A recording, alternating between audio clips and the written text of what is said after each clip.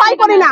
তারা যতই অস্ত্রের ভয় দেখাক আমরা আর ভয় করি না, কারণ আমার যদি প্রাণ দিয়ে যদি আমার সন্তানের ভবিষ্যৎ ভালো হয় তো এই জন্য আমরা রাস্তাতে নেমেছি। আমার নাম সুলতানা বেগম। এই জমির পুর আমরা এসেছি, আমাদের অধিকার আছে।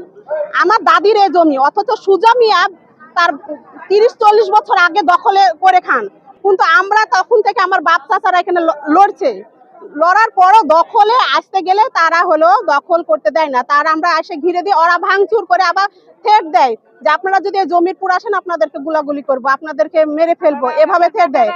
আমরা অনেক কষ্টে বসবাস করি বাচ্চা কাচ্চা ভাড়া বাড়ি থেকে, অথচ আমাদের দেখেন বিঘা বিঘা জমি পড়ে আছে, আমার বাপ দাদাদের বংশগত সম্পদ, অথচ এ সম্পদে আমরা কি দাঁড়াতে পারি না। আমার দাদি বিবি যান তার নামে জমি আছে, অথচ সুজা মিয়ার লাতিপুতিরা দখল করে খায়।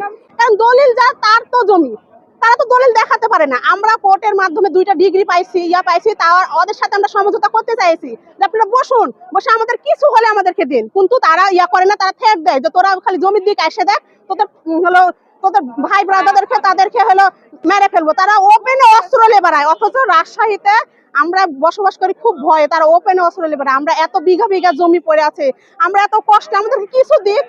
জমির পরিমাণ টোটাল 40 বিঘা, কিন্তু আমাদের জানা মতে আমাদের 13 বিঘা জমি আছে, আরো অন্যান্য যারা আছে, আর সবাই আমরা এখন একত্রিত হয়েছি। আমরা এর আগে কোনো আমরা বিচার পাইনি এটার। আমরা চাই যে হলো যার জমি তারকে আপনারা দেন, আপনার জমি দেখেন ওপেনে, দরকার হলে ওরা আসুক, যে আমাদের জমি আছে তাহলে আমরা ছেড়ে দেবো, আমরা আর এই করবো না। তারা তো আসে না, তারা ভয় ভীতি দেখায়, তারা কোনো জমি দেখাতে পারে না কোর্টে, তারা কোনো দলিল দেখাতে পারে না। আমি মিজানুর রহমান মিনু স্যারের কাছে একটাই দাবি যে স্যার আপনাকে ভালোবেসে আমরা মন্ত্রী বানাইছি, ভূমি মন্ত্রী, আমরা চাই আমাদের অধিকারটা আপনি আমাদের বুঝিয়ে দিন।